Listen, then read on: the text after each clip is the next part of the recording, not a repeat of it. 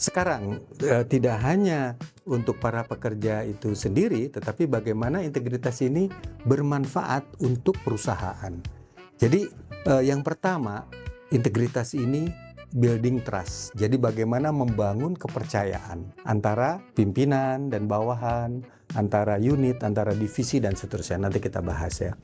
Kemudian manfaat ini adalah mensupport budaya perusahaan menjadi sehat gitu ya.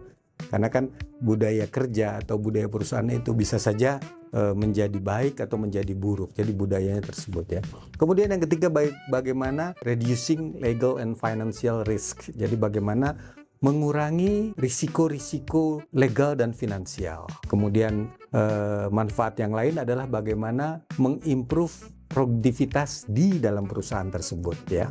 Kemudian juga mengimprove kualitas dari pengambilan keputusan ya, terutama bagi para atasan. Dan yang terakhir adalah bagaimana meng-create atau mewujudkan kepemimpinan yang berkualitas ya.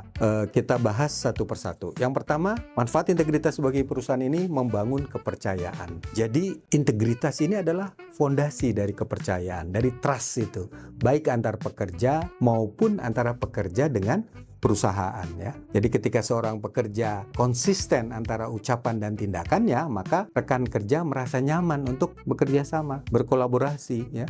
Atasan dapat memberi tanggung jawab yang lebih besar dan pelanggan lebih yakin dalam bekerja sama dengan perusahaan. Jadi bukan hanya trust itu antara pekerja dengan perusahaan, tapi kemudian ujungnya adalah kepada pelanggan yang kita layani ya dalam perusahaan itu. Jadi kepercayaan ini, trust ini mengurangi kebutuhan akan pengawasan yang berlebihan. Jadi kalau orang udah percaya, ngapain diawasin lagi gitu kan?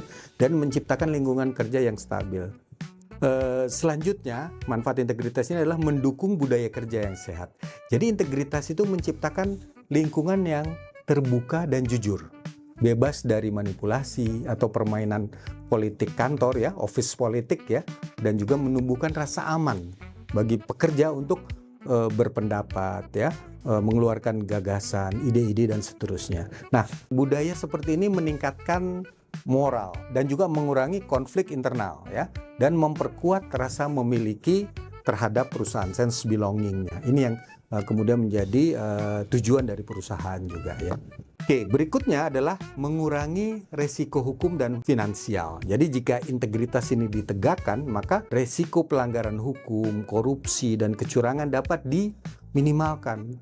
Perusahaan terhindar dari denda misalnya, tuntutan dari pelanggan atau dari pihak manapun ya, stakeholder, kemudian kerusakan reputasi, serta proses audit dan kepatuhan yang berjalan lancar. Kemudian juga ketidakberintegritasan satu pekerja dapat menyebabkan konsekuensi yang mahal bagi perusahaan. Ada satu orang saja yang melanggar aturan, memanipulasi data, korupsi dan lain-lain. Tentu ini menyebabkan konsekuensi yang mahal bagi perusahaan.